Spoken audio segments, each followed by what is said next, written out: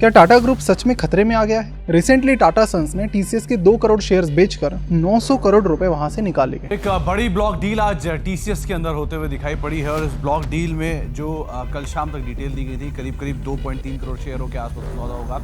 आज सुबह से 2.2 करोड़ शेयरों का सौदा हो चुका है, जो कि करीब करीब 6,890 करोड़ रुपए के आसपास इसकी वैल्यू बैठती है।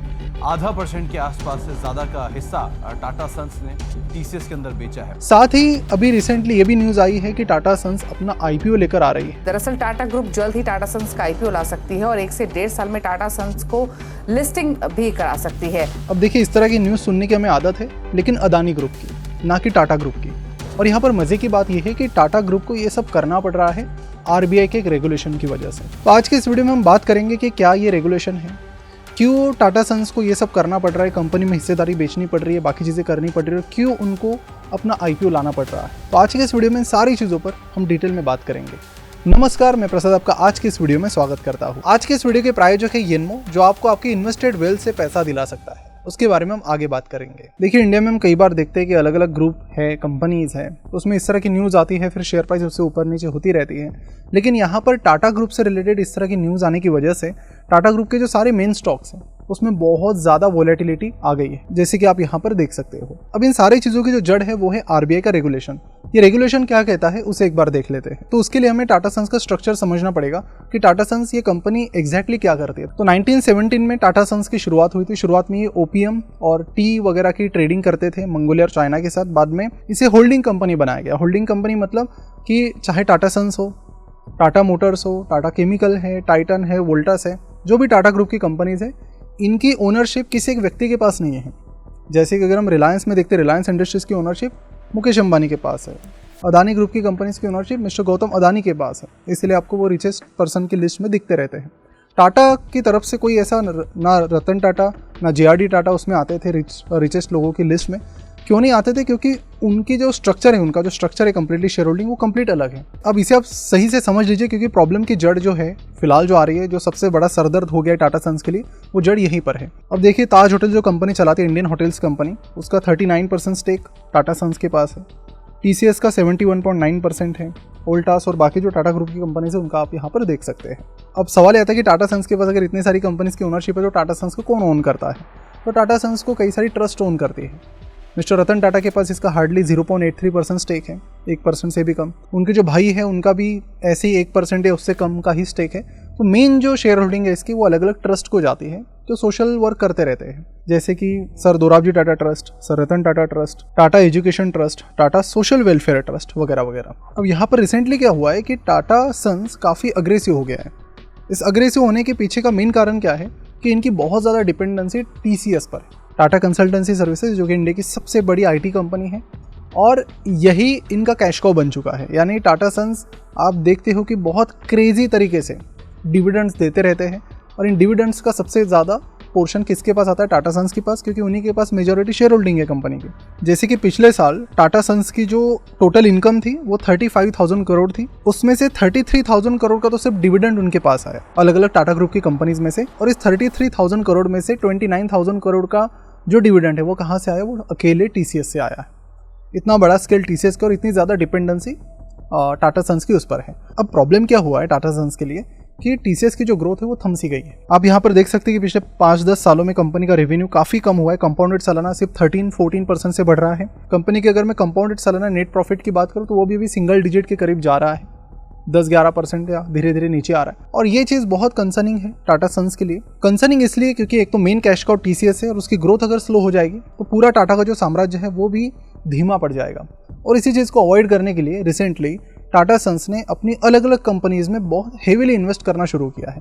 इतना हेवीली कि उसके लिए उन्हें लोन भी लेना पड़ रहा है। यानी ये जो पैसे आ रहे हैं उनके पास 35,000 करोड़, ये कम पड़ रहे हैं उन्हें और उसके लिए उन्हें लोन लेना पड़ रहा है। और ये लोन आरबीआई की सबसे बड़ी दिक्कत है। अब सबसे पहले आपको बता देता हूँ कि टाटा सन्स को पैसों की कमी क्यों पड़ रही है और एग्जैक्टली पैसा कहाँ पर जा रहा है और क्यों इन्हें बहुत ज़्यादा कर्ज लेना पड़ रहा है। तो सबसे पहली बात मैं एयर इंडिया से शुरू करता हूँ। तो टाटा सन्स ने सिंगापुर एयरलाइंस की मदद से 18,000 करोड़ में 2021 में एयर इंडिया को खरीद लिया। खरीदने के बाद लॉसेस कम होने की बजाय और ज़्यादा बढ़ गए, जैसे कि आप यहाँ पर देख सकते हैं 7,000 करोड़ से 9,500 करोड़ उसके बाद 11,300 करोड़। अगर इस तरह से लॉसेस बढ़ते रहेंगे तो ऑफ कोर्स आपको बहुत ज़्यादा कैपिटल कंपनी में डालना पड़ेगा। और देखिए एविएशन इंडस्ट्री की पूरी दुनिया में सेम हालत है, कंसिस्टेंटली ग्रो करने वाली हार्डली कोई एयरलाइन आपको मिलेगी।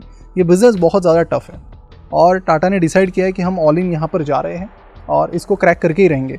और इसीलिए अभी टाटा सन्स प्लान कर रहा है 33,000 करोड़ की इन्वेस्टमेंट करने का। किसमें? एयर इंडिया में, जो कि एक बहुत बड़ा कैपिटल है। और सेकंड चीज़, टाटा ने एक बहुत अच्छी अपॉर्चुनिटी ढूंढ ली है। मुझे लगता है कि टाटा सन्स के लिए सबसे बेस्ट डिसीजन शायद ये होगी फ्यूचर में कि उन्होंने मैन्युफैक्चरिंग में जाने का प्लान किया है। पर्सनल लोन आपके लिए बहुत अच्छा फाइनेंशियल टूल साबित हो सकता है इमरजेंसी जैसी सिचुएशंस में, लेकिन इसके काफ़ी सारे डिसएडवांटेजेस भी हैं। इंटरेस्ट रेट्स यहाँ पर पर्सनल लोन में ज़्यादा होता है, फ्रॉम 15% टू 30%, कई बार उससे भी ज़्यादा होता है। यहाँ पर आपके क्रेडिट स्कोर पर भी इम्पैक्ट पड़ सकता है क्योंकि ये एक अनसिक्योर्ड लोन है। और तीसरी चीज़, यहाँ पर आपको कोई भी फ्लेक्सिबिलिटी नहीं मिलती है, फिर चाहे वो लोन अमाउंट की बात हो, इंटरेस्ट पेमेंट की बात हो या फिर वेरियस फीस की, जिससे आपकी जो कॉस्ट ऑफ बोरोइंग है वो अल्टीमेटली बढ़ जाती है। सो आपके ये सारे प्रॉब्लम एक प्लेटफॉर्म सॉल्व कर सकता है जिसका नाम है येनमो, जहाँ पर आप अपने म्यूचुअल फंड्स गिरवी रखकर लोन ले सकते हैं और यहाँ पर आपको इंटरेस्ट लगेगा सिर्फ 10.5% का। इंटरेस्टिंग चीज़ है कि यहाँ पर आपका ना इनकम वेरिफिकेशन देखा जाएगा, ना टैक्स फाइलिंग देखी जाएगी, ना ही आपका सिबिल स्कोर देखा जाएगा। और यहाँ पर आप मंथली EMI से भी पेमेंट कर सकते हैं या फिर अगर आपको जल्दी लोन क्लोज करना है तो वो भी आप इजीली कर सकते हैं। इनफैक्ट अगर आप में से किसी ने ज़्यादा इंटरेस्ट पर पर्सनल लोन लिया है तो उनके लिए भी ये प्रोडक्ट काफ़ी काम में आ सकता है कि यहाँ पर आपके म्यूचुअल फंड गिरवी रखकर आप कम इंटरेस्ट में लोन लेकर इस तरह से जो डिफरेंस है इंटरेस्ट का उसे बचा सकते हैं। और यहाँ पर कन्फ्यूज होने की बात नहीं है, जो आपकी इन्वेस्टमेंट रहेगी वो कंटिन्यू रहेगी, उसे बेचने की आपको ज़रूरत नहीं पड़ती है। वहाँ पर आपके रिटर्न्स आते रहेंगे, आप अपने SIP वगैरह वो भी कंटिन्यू कीजिए। तो इन केस कभी आपको अचानक से बहुत ज़्यादा पैसों की ज़रूरत पड़ती है, अचानक से कोई इमरजेंसी सिचुएशन आ जाती है, तो ऐसे में ये एक ऑप्शन आपके पास हमेशा रहेगा, ये आप ध्यान में रखिए। तो अभी नीचे डिस्क्रिप्शन और कमेंट में दी गई लिंक पर क्लिक करके येनमो को चेक कीजिए, जहाँ पर आपको 5,000 से ज़्यादा म्यूचुअल फंड स्कीम्स पर मिलेगा 5 करोड़ तक का लोन। और यहाँ पर प्रोसेस कंप्लीटली डिजिटल है, 10 मिनट में अप्रूवल मिल जाता है, तो उसे ज़रूर चेकआउट कीजिए। और जब भी फ्यूचर में कुछ इस तरह की सिचुएशन आती है तो ये चीज़ आप ज़रूर ध्यान में रखें। अब बढ़ते हैं वीडियो की तरफ। ये देखिए टाटा क्या है ना कि जैसे मैं कहता हूँ हर बार कि TCS ऐसी अकेली IT कंपनी नहीं है जो बहुत अच्छा काम करती है, और भी कई सारे हैं, लेकिन टाटा स्टैंड्स फॉर ट्रस्ट। और जब बाहर की कोई कंपनी इंडिया में अपना काम करवाना चाहती है तो वो कंपनी चाहती है कि अगर हम पैसे दे रहे हैं तो उसके रिटर्न में काम होना चाहिए। और टाटा में वो गारंटी उनको मिलती है कि पैसा हमारा ऐसा फ्रॉड नहीं होगा, हमारे साथ कोई स्कैम नहीं होगा। और ये जो मैन्युफैक्चरिंग अपॉर्चुनिटी है सेमीकंडक्टर की, उसमें भी सेम चीज़ है, तो उसमें भी अगेन गेम ट्रस्ट का है। और इसीलिए टाटा ने क्विकली डिसाइड किया और अभी जो 3 सेमीकंडक्टर प्लांट गवर्नमेंट ने अप्रूव किए हैं उसमें से 2 टाटा ग्रुप के हैं, जिसमें से एक असम में बनेगा मोरीगांव में और दूसरा बनेगा गुजरात में। अब इसके लिए भी जो लागत है वो सारी टाटा सन से आ रही है। जैसे कि मैं आसाम वाला ही उनका यूनिट ले लूँ तो वहाँ पर एक दिन में 5 करोड़ लगभग 5 करोड़ चिप्स बनेगी, जिसके लिए जो इन्वेस्टमेंट लग रही है वो 27,000 करोड़ की है। पैसा कहाँ से आएगा? अगेन टाटा सन से। तो इतनी सारी जगह पर अगर पैसा जा रहा है तो आपको एडिशनल कैपिटल की जरूरत पड़ेगी, क्योंकि पैसा सिर्फ यहाँ पर नहीं जा रहा है। अभी कुछ ही सालों पहले उन्होंने लगभग 6,000 करोड़ रुपीज़ टाटा मोटर्स में इन्वेस्ट किए। Tata housing finance 8,000 crore rupees raise कर रहा है टाटा सन से, साथ ही Tata capital 1,000 crore rupees raise कर रहा है। तो इतनी सारी जो कैपिटल की रिक्वायरमेंट है ये सिर्फ डिविडेंड से तो होगी नहीं। और अगर मैं टाटा सन्स का आपको स्ट्रक्चर दिखाऊं कि अल्टीमेटली पैसा कहाँ से आ रहा है, तो मेन सोर्स इनका डिविडेंड ही है। तो इसीलिए बहुत ज़्यादा अग्रेसिव है, इसीलिए उन्होंने डेट लेना शुरू किया। और ये आप इनके नेट डेट का ग्राफ देख सकते हैं कि कितना ज़्यादा ये कर्ज ले रहे हैं। तो 2016 में ये नंबर्स 5,000 करोड़ के करीब था, फिर 2017 में डबल से ये ज़्यादा हो गया, फिर धीरे धीरे बढ़कर ये 26,000 करोड़ तक चला गया था 2022 में। बाद में इन्होंने इसे थोड़ा कम किया है। और अब क्या RBI क्या बोल रहा है कि आप इस हिसाब से आपके करंट स्ट्रक्चर के अनुसार आप एक NBFC में कैटेगराइज होते हो। तो RBI की जो फ्रेमवर्क है नहीं, उसके अनुसार टाटा सन्स एक अपर लेयर NBFC में कैटेगराइज होता है। और सबसे इससे भी शायद टाटा सन्स को कोई दिक्कत नहीं थी, लेकिन इसके साथ एक कंडीशन आती है कि जो भी अपर लेयर NBFCs हैं उन्हें 3 साल के अंदर लिस्ट होना होगा स्टॉक एक्सचेंजेस पर। अब यहाँ पर प्रॉब्लम ये है कि टाटा सन्स हमेशा से अपने फ्रीडम के अनुसार काम करती आई है। यहाँ पर पूरी किसी एक पर्सन की शेयर होल्डिंग नहीं है, कोई एक पर्सन डिक्टेट नहीं करता है। तो यहाँ पर टाटा सन्स को शायद ये प्रॉब्लम है कि बाहर के इन्वेस्टर अगर आएंगे, देखिए अब एक्सचेंजेस में भी प्रॉब्लम क्या है कि अगर आप कोई भी कंपनी लिस्ट कर रहे हो तो आपको मिनिमम 25% पब्लिक को या फिर जो इंस्टीट्यूशनल इन्वेस्टर्स हैं उन्हें शेयर्स बेचने पड़ेंगे। तो ऑफकोर्स बाहर के लोगों का इंटरफेरेंस बढ़ेगा, जो कि अब तक टाटा ग्रुप में नहीं था और टाटा ग्रुप को शायद वो पसंद भी नहीं है। और इसी चक्कर में इनके थोड़े कॉन्फ्लिक्ट भी हुए थे साइरस मिस्त्री और मिस्त्री फैमिली से, अगर आपको याद हो तो, और उस पर हमने एक वीडियो भी बनाया था। कि कौन सही कौन गलत। तो सीधी बात करूँ तो टाटा सन्स को ज़्यादा इंटरफेरेंस पसंद नहीं है और उनका काफ़ी सारा फोकस वो फिलैंथ्रोपी पर भी है, और वो भी किसी एंगल से वो मिस नहीं होने देना चाहते हैं।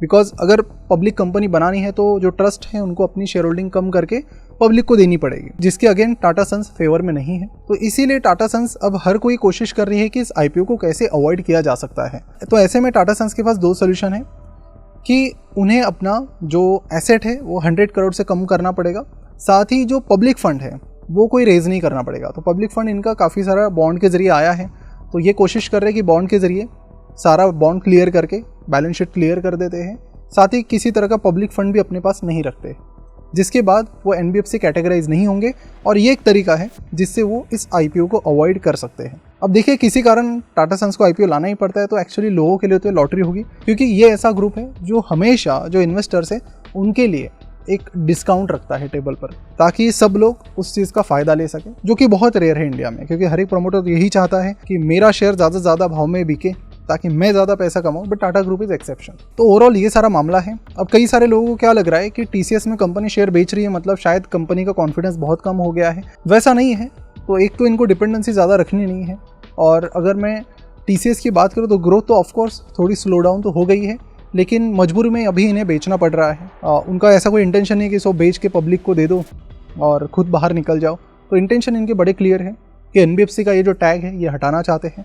इसके लिए शायद इन्हें ज़रूरत पड़ी तो और भी थोड़ा बहुत TCS का स्टेक बेचने की ज़रूरत पड़ सकती है, और अपना जो 20,000 करोड़ का जो नेट डेट है वो जल्द से जल्द वो क्लियर करने की कोशिश कर रहे हैं, ताकि इस NBFC टैक्स से वो बाहर निकले। तो आई होप आपको सारी चीज़ें क्लियर हो गई होंगी। तो इसी तरह के शेयर मार्केट वीडियोज़ को डिटेल में समझने के लिए चैनल को ज़रूर सब्सक्राइब कीजिए और बेल आइकन पर भी क्लिक कीजिए, और इस वीडियो को ज़्यादा से ज़्यादा शेयर कीजिए, ताकि बाकी लोगों को भी क्या चल रहा है TCS में और टाटा ग्रुप में ये पता चल सके। जाते जाते येनमो को जरूर चेकआउट कीजिए। अगर इनके फ्यूचर में आपको पर्सनल लोन लेने की ज़रूरत पड़ती है तो उससे एक ज़रूर बेटर ऑप्शन आपके पास ये रहेगा।